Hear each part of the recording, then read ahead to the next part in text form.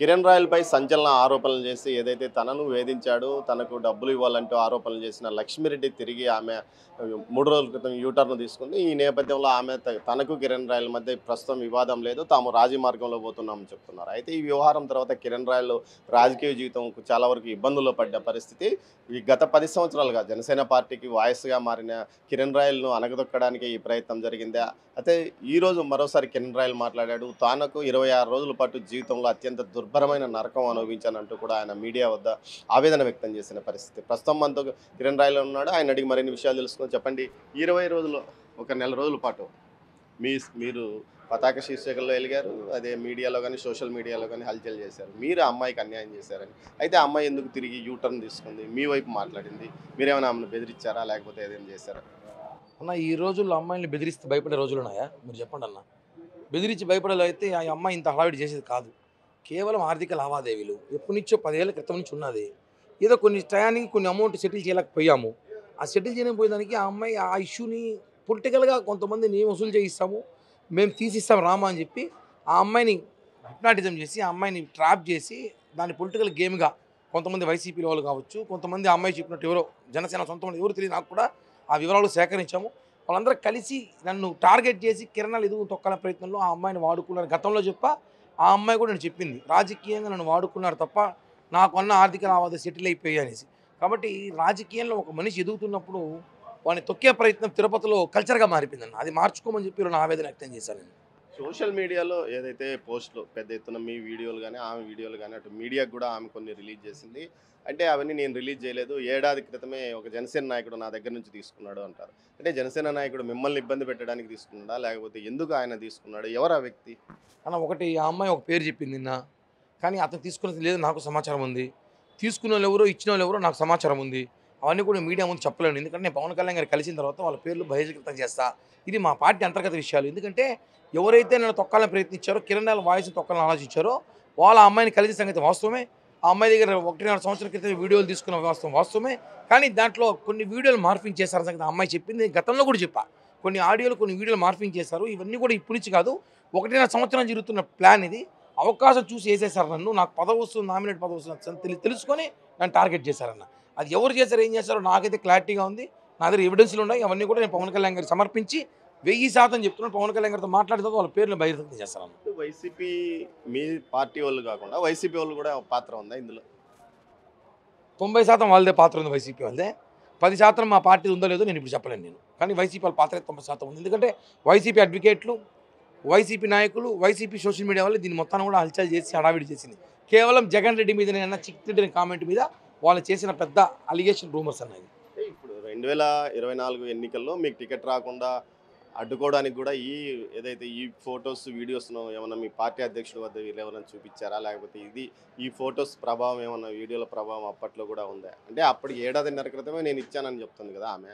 మీ party వాళ్ళు కూడా నీకు టికెట్ రాకుండా చేయడానికి వీటిని అడ్డు పెట్టుకున్నారా? లేకపోతే మరే కారణం? అవకాశం ఉండొచ్చన్న.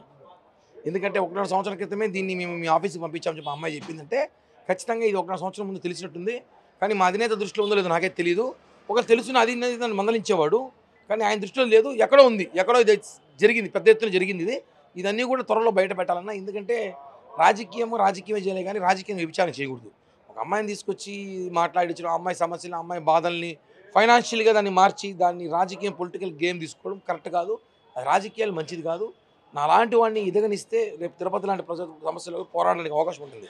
నా వాళ్ళని తొక్కేయాలి అంటే ఇక్కడ తమాషా ఏమంటే కిరణ్ రాయల్ని తొక్కడం లేదు ఇక్కడ. ఒక కులాన్ని తొక్కేస్తున్నారు. ఒక కులం తిరుపతిలో ఉన్న సామాజిక బలిజ కులస్తులు తొక్కుతున్నారు. ఇది కరెక్ట్ కాదు. బలిజలుగా గొడవలు పెడుతున్నారు. మనం మేలుకోకపోతే భవిష్యత్తులో తిరుపతిలో బలిజలను రాజకీయాలు చేయలేము ఇక్కడ. కిరణ్ రాయలు ఏదైతే లక్ష్మిరెడ్డి న్యూడ్ ఫోటోలు ఉన్నాయని బెదిరించడం వల్లనే ఆ అమ్మాయి యూటర్న్ తీసుకుందంటూ కూడా ఒక ప్రచారం జరుగుతుంది. ఇది ఎంతవరకు నిజం? అన్న ఒకవేళ ఉంటే ఆ అమ్మాయి చెప్తుందన్న. ఉంటే ఆ అమ్మాయి చెప్పాలి. లేదా ఒకవేళ ఉంటే ఆ అమ్మాయి అన్ని వీడియోలు ఇచ్చినప్పుడు అది కూడా ఇచ్చి ఉండాలి. లేదంటే నేనైనా చెప్పాలి. మేము ఎవరు చెప్పకుండా వైసీపీ వాళ్ళు చెప్పడం ఏంటి? అంటే వైసీపీ వాళ్ళతో అమ్మాయి టచ్లో ఉండాలి, లేదా వైసీపీ వాళ్ళతో ఈమె టచ్లోకి ఉందా? కేవలం యూటర్న్ తీసుకునేదానికి ఏదో ఒక రీజన్ చెప్పాలి కాబట్టి ఆ అమ్మాయిని ఇంకా బ్యాడ్ నేమ్ తీసుకొస్తాను. కరెక్ట్. అమ్మాయి నాకు వద్దు రాజకీయం వెళ్ళిపోయినాక అమ్మాయిని వదిలేయాలి. ఇంకా అమ్మాయిని లాక్కూడదని చెప్పి నేను చెప్తున్నాను. నెల రోజుల క్రితం వరకు కిరణ్ రాయలు జనసేన పార్టీ వాయిస్ ఓ స్థాయిలో ఉన్నాడు. అంటే తన అధినేత మీద కానీ, తన పార్టీ మీద కానీ, కూటమి ప్రభుత్వం మీద కానీ ఈగ వాళ్తే విమర్శలు చేయడము, ప్రతిపక్షంపై దూకుడు చేశాడు. అలాంటి కిరణ్ రాయల్ మళ్ళీ కనపడతాడా, లేకపోతే 26 రోజుల్లో ఆ కిరణ్ రాయల్ ఇక కట్ అయిపోయినట్టేనా? ఇంకా కొత్త కిరణ్ రాయల్ రాబోతున్నాడు. ఇందులో కిరణ్ రాయల్కి స్పీడ్ బ్రేకర్ ఉండేది, ఇప్పుడు హైవేలకు వచ్చేస్తాను. నా మీద ఇంకేమి లేవు ఆరోపణలు, అంతా క్లియర్. ఎవ్రీథింగ్ సెట్ చేసుకుని క్లియర్ అయింది. కేవలం 26 రోజులు చాలా నేర్చుకున్నా రాజకీయం ఇలా ఉంటుందా? ఎందుకంటే ఈ 26 రోజులు ఒకటి మీద ఫైనల్ అన్న, పక్కన కూడా ఎవరు పెట్టుకోకూడదు. ఇంకా రాజకీయాల్లో పక్కన కూడా ఏం చెప్పకూడదు, నమ్మకూడదు ఎవరిని. అప్పుడే రాజకీయం చేయగలుగుతాం అనేసి రాజకీయం నేర్చుకున్న నేను కూడా ధర్మరాజు ఎంఏ సినిమాలా చేయాలి, రాజకీయం నేర్చుకున్నా చేస్తాను. ఈ 26 రోజులు అంటే ఏదైతే లక్ష్మిరెడ్డి ఇష్యూ స్టార్ట్ అయినప్పటి నుంచి ఇప్పటి వరకు మీ ఫ్యామిలీ కానీ మీరు కానీ ఎలాంటి సమస్య లేదు? చాలా బాధపడ్డామన్నా, చాలా సఫర్ అయ్యాం. మా పాప కాలేజీ పోవడం మానేసింది, కాలేజీ పోననింది, 20 రోజులు కాలేజీ పోవట్లేదు. మా అబ్బాయి తిరుపతి రావట్లేదు, చెన్నైలో ఉండిపోయినాడు, తిరుపతికి రాను డాడీ అని అంటున్నాడు. మా ఇంట్లో వాళ్ళు బయటికి రావట్లేదు, బంధువులు కానీ మా అమ్మ చెల్లెళ్ళు బావులు బంధువులు రావట్లా. నేను మానసికంగా నిలబడ్డాను కాబట్టి ఈ స్థాయికి నిలబడ్డాను. నాకు తెలుసు నేను తప్పు చేయలేదు, ఇదంతా రాజకీయ కుట్ర, బయటపడదాం ప్రయత్నాలు ఉన్నా కానీ కరెక్ట్ కాదన్న. కళ్ళలో నీళ్ళు వస్తుంది కానీ ఏడవలేకపోతుంది. ఎందుకంటే పవన్ కళ్యాణ్ గారిని ఇన్స్పిరేషన్ తీసుకున్నాను కాబట్టి. నేను బాధపడడం చాలా తప్పు. ఒక ఆడదాన్ని పెట్టి రాజకీయం చేశారు, ఒక మనిషిని మానసికంగా 24 రోజులు తొక్కేశారన్న, నన్ను 24 తొక్కేశారు. ఎంత తొక్కారంటే అసలు ఏ టీవీ యూట్యూబ్ చూసినా నేనే నా గురించి పోస్టులు చెడ్డగా మాట్లాడాలు, అవమానం చేసేసారు బాగా. కానీ చెప్తున్నాను కదా, మీడియా నిజంగా వాస్తవాలు చూపించకపోతే ఈరోజు ఈ స్థాయిలో నిలబడేవాడిని కాదు నేను. కొన్ని మీడియా సంస్థల యజమానులకి, వాళ్ళ రిపోర్టర్లకి, కెమెరామెన్ అందరూ కూడా పాదాభివందనాలు. ఎందుకంటే వాళ్ళు చెప్తున్న ఇది వాస్తవాలు కాదన్న, కొద్ది రోజులు వెయిట్ చేయండి అని చెప్పా. ఈరోజు వాస్తవాలు బయట ఉన్నాయి కాబట్టి ప్రతి ఒక్కరు నేను ఎప్పటికీ మర్చిపోలేను. పవన్ కళ్యాణ్ గారు కూడా దీని ఆరోపణ మాత్రమే, ఇది వ్యక్తం చేస్తే చూద్దాం వెయిట్ చేసి అని చెప్పి పక్కకు పెట్టాడు తప్ప, సస్పెండ్ చేయాలని చాలామంది కోరుకున్నా నాకు తెలుసులేని చెప్పి మాట్లాడిన పవన్ కళ్యాణ్ గారి వ్యక్తి. ఆయనకు కూడా తెలుసు ఆవేశంలో తప్పులు చేస్తారు, ఆ సరిదిద్దుకునే ప్రయత్నం కిరణ్ రాయల్ చేస్తారు లేదా చూసారు, నేను చేసుకొని వచ్చాను. మళ్ళీ బౌన్స్ బ్యాక్తో త్వరలో జనసేనలో వచ్చి ఈ రాజకీయ పార్టీలు ఎవరైతే విమర్శలు చేశారో ఒక్కొక్కటి కథ చూస్తాను.